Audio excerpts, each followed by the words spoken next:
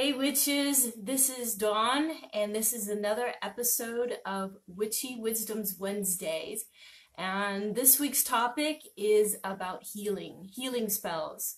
So this is a collaboration of 7 witches, and what we've done is pick a topic, and then we each individually make a video about that topic. So you get different views, 7 different views. So there. Links to their YouTube channels are down below, and please go visit them because they are wonderful witches and they have a beautiful different view. We have a really eclectic group, so I think you'll really enjoy it. There's a lot of reallys. Okay, we're going to talk about healing spells, and I want to share something with you really quick. Okay, so in case you haven't seen my other videos, I'm going to show you a book that I'm taking this information from. Okay, so this is The Intention Experiment with Lynne McTaggart. And this is A Journey into Prayer by Bill Sweet. So Journey into Prayer, just real quick, is basically is corroborating what Lynne McTaggart has found. Looking at researching scientists who have done experiments on intention and prayer and healing. The book, A Journey into Prayer, corroborates the same thing that Lynne McTaggart says. But there's also a lot of story about, a lot of this book is about the story of the father and son team. And they got a lot of resistance. I mean, hateful notes from people, messages, even death threats from the religious community because they were doing scientific experiments with prayer. And nobody knows why people lost their minds about this, but eventually the father and son committed suicide, not because they were getting all this hate mail, but for some reason, nobody understands why. They were in a good mood. They were looking forward to the future. They had some great ideas they wanted to work on. And then the next day, they went out into the woods and they shot themselves. So it's a weird story. But what they found out about prayer was amazing, that it does work. And that the thing that both books say is that it needs to be, and this is with healing as well, it needs to be thy will be done. That now you could come from, I'm doing this, I am healing this person, it's my gift and I choose to heal this person, but your success rate is going to be much lower. It can work, it does work for some people, but the success rate, like I said, is lower. So thy will be done. And something else Lynne McTaggart found among the Tibetan healing techniques is to restore order. So the also thy will be done. So that the Tibetan Buddhist was also in a place of thy will be done. And when I was thinking about this, and, you know, I know there's a lot of religious kind of feeling with thy will be done, and I'm not going to submit to any God. That's my way. I believe in deities and gods and deities and stuff like that, and I respect them, and I have worked with them before, but I am not going to bow down to any of them. That's when it gets really scary when you do that. So it's safer not to. So how I handle thy will be done is getting my ego out of the way and allowing spirit, the universe, great spirit, the creator of all, the source, to come through me. I am a channel. Come through me with your intelligence, because spirit knows where in that person's body this healing energy needs to go. So say Sally has a sinus infection. Of course, my ego says, send the energy to the sinuses, right? That's what's wrong with this person. They need to be healed of a sinus infection. But the universe knows that Sally really needs healing in another part of her being. And once that is healed, the sinuses will heal themselves. Okay? So it's so important to leave it up to spirit, the intelligence of spirit.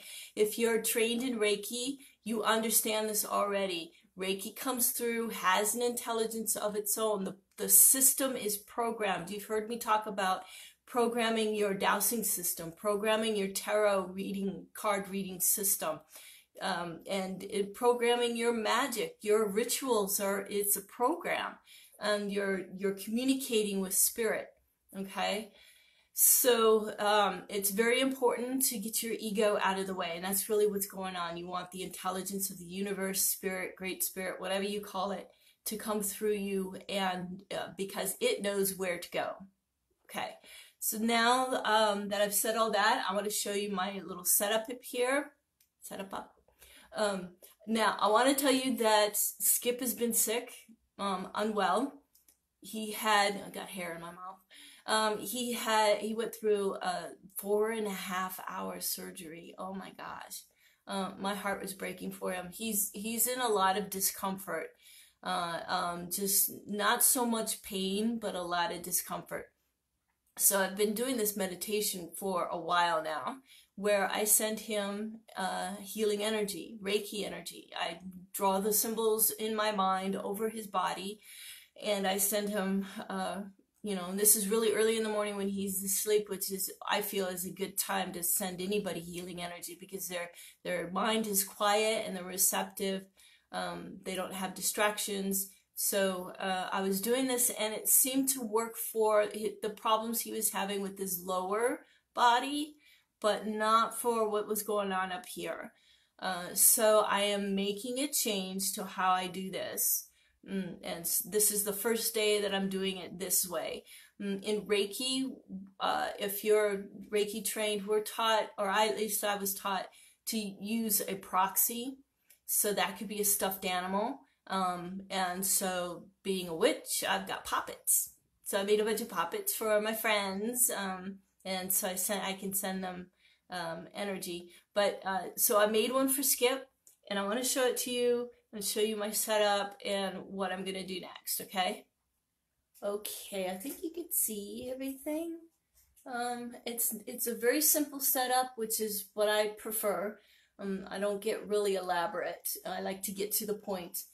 But sometimes I have to be careful with that, because there's a certain amount of time I need to take, I feel, to set myself up. So doing some breathing exercises, some stretching, chanting, things like that, cleansing, sage and Palo Santo and whatnot. And then I can get into the mood. I feel like I'm really connected to spirit.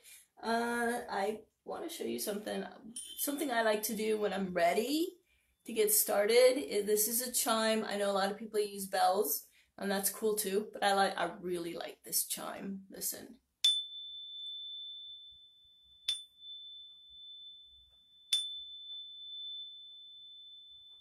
Pretty cool, huh? Okay, so that is what I use to signal that I am ready to start my healing spell.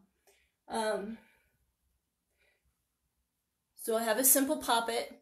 I didn't even bother to pull it inside out or anything. It doesn't matter. It needs, for me, I like to have it in the shape of a human if I'm sending this to a human. And this is Skip. This is his hair.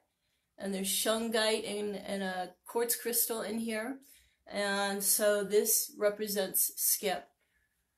I'm using a paten made out of soapstone.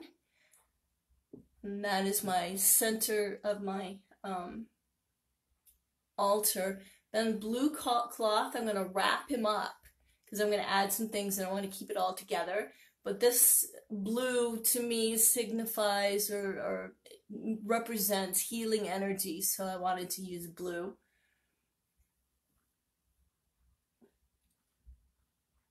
And then of course a heart to represent love and compassion. A little bundle of herbs, healing herbs that I put together. There's also salt and black salt. That's right. I put black salt in here. Perfect.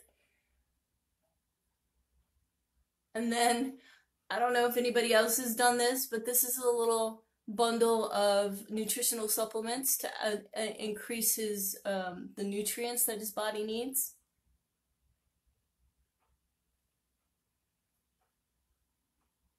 Okay. And then I picked up some Nikan magnets. There we go. And this is for healing. And so I thought, well, I could add this. And I'll put it underneath them.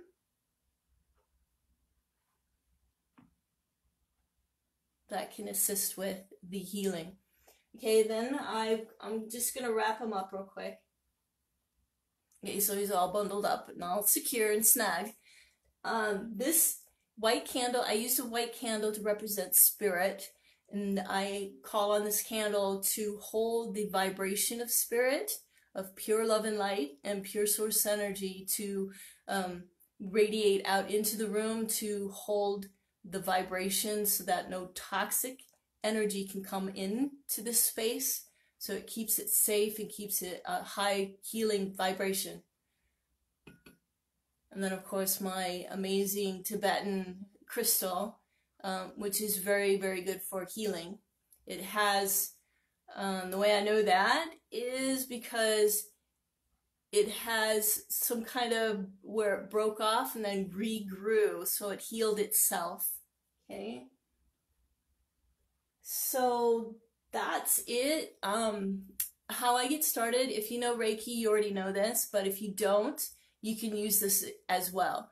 What I'm going to do is hold my hands up like this and call Skip's name 3 times. So whoever is receiving this energy, you call their name 3 times. All right. And then you say a prayer. And this is the one that I use. And so say that person's name 3 times. I offer you this Reiki energy, or you could say healing energy, for your highest good. You may accept or reject any part of this energy as you see fit. Any part that is rejected may be returned to Mother Earth for her nourishment. Okay, and then I do the symbols over that person's head. And then once I have them, I feel like I'm really connected. I put my hands down over the poppet or the proxy. All right, and then I'm connected. Now in Reiki, as long as your hands are touching the proxy, the stuffed animal or the poppet or whatever you're using, you stay connected to that person. Once you let go, it's disconnected. You have to do it all over. You got to call them and symbols and all that stuff. But what I do at the end of my time and I'm done, I do the power symbol, and you could do, I'm sure you could do a pentacle if you want, and say, I seal this healing session with pure love and light and pure source energy, and say it 2 more times.